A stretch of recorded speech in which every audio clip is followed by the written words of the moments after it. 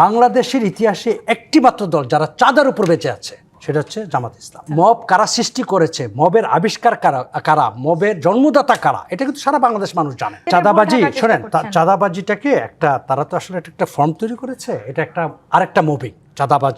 হ্যাঁ, এবং চাঁদাবাজ তারা নিজেরাও করে। বাংলাদেশের ইতিহাসে একটি মাত্র দল যারা চাঁদার উপর বেঁচে আছে, সেটা হচ্ছে জামাত ইসলাম। তাদের প্রত্যেকটা কর্মীকে চাঁদা দিতে হয় মান্থলি, যেটা তারা হাদিয়া বলে, এবং চাঁদার উপরেই তারা কিন্তু চলে। এবং তারা একমাত্র দল যেখানে তাদের যে অর্গানাইজেশনগুলো আছে, পিয়ন থেকে এমডি পর্যন্ত সবাইকে জামাত ইসলাম হতে হয় এবং সবাইকে চাঁদা দিতে হয়। যাক, আমি ওই প্রসঙ্গে যাচ্ছি না। আমি যেটা আসছি যে দেখেন মাইন্ডসেটের কথাটা, যেটা আমি বললাম প্রথমেই, যে মাইন্ডসেটে একজন, আপনি জানেন, সদ্য নির্বাচিত একজন এমপি আমির হামজা, তিনি গতকাল বোধহয় আই থিঙ্ক সো, ওই এলাকার টেলিভিশন দেখা নিষিদ্ধ করে দিয়েছেন, ওই এলাকায় ক্যারাম খেলা নিষিদ্ধ করে দিয়েছেন।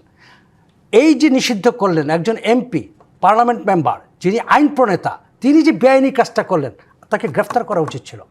আমি যদি ওই এলাকায় হইতাম, আমি টেলিভিশন ছেড়ে রাখতাম সারা রাত, আমি দেখতাম কে আমাকে আটকায়, তাই না? সো এই যে নির্দেশ দেওয়া, বেআইনি নির্দেশ দেওয়া, একজন আইন প্রণেতা, উনি এমপি হয়েছেন কিন্তু উনি বেআইনি কথা বলছেন, এই যে একটা মাইন্ডসেট তাদের, সবকিছু দমায় রাখতে হবে। কিন্তু আপনারা আবার মব সৃষ্টি করেছেন নিজেদের দোষ ঢাকার জন্য, জামায়াতের নেতাকর্মীদের উপরে হামলা চালিয়েছেন। মব কারা সৃষ্টি করেছে, মবের আবিষ্কার কারা, মবের জন্মদাতা কারা, এটা কিন্তু সারা বাংলাদেশ মানুষ জানে। এখন মব করে চিৎকার করে লাভ নাই। শুনেন, এই বাংলাদেশে যখন আপনি জানেন যে 5ই আগস্টের পরপর বেশ কিছু মব হলো তৌহিদি জনতা নামে।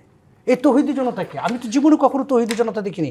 এই দেশে জন্ম হয়েছে, এই দেশে আমরা বেড়ে উঠেছি, কই আমরা তো তৌহিদি জনতা দেখিনি কোনোদিন। আর এই তৌহিদি জনতা গত 17 বছর কোথায় ছিলেন?